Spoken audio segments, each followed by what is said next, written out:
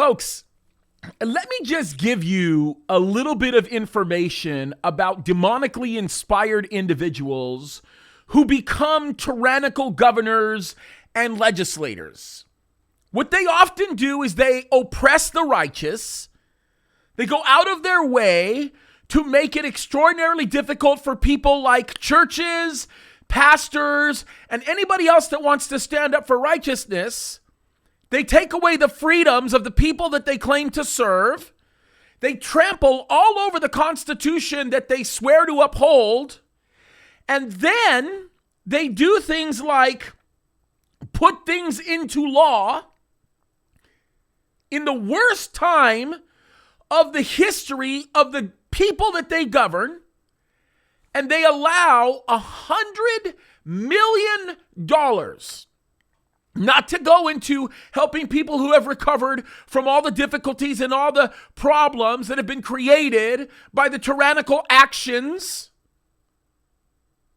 not to make up for the foolishness that they continue to capitulate to, not to pay back money out of their own pocket for the $15,000 alcohol tab. Thank you, Governor Newsom. But they take $100 million and they put it towards the cannabis industry. No joke. Today, these people, under the nose of a whole bunch of individuals in California, signed into law, or approved, that's probably the better way of putting it, to bolster California's supposed legal marijuana industry, which, by the way, continues to struggle, which it should. Folks, this $100 million is not going into helping people rebuild their homes after COVID. This $100 million isn't going into paying back the businesses who have lost every last ounce of their money, of their savings, their generation from generation worth of work that's been destroyed. No, this $100 million is going into some transitional, weird kind of process that allows these cannabis business owners to actually get licensed so that their work will be more solidified and more permanent.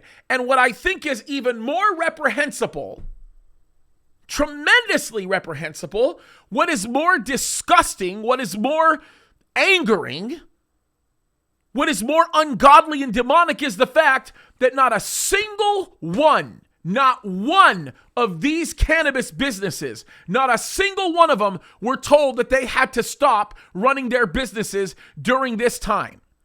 Every single one of them were allowed to stay open because they were called necessary.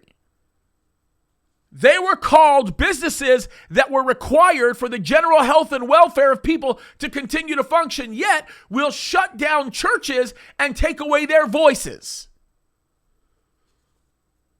We need to stand against this nonsense. We need to speak up. We have an opportunity to recall the governor of the state of California, and we need to recall him, folks.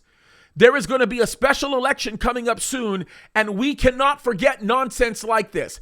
Listen, allow the cannabis businesses to stay open the whole time, but yet we'll allow a gym to close. We'll allow churches, we'll make them close. We'll make them shut down. We'll make all of these other businesses completely, businesses that have taken 100 years to build up, we're going to throw them away.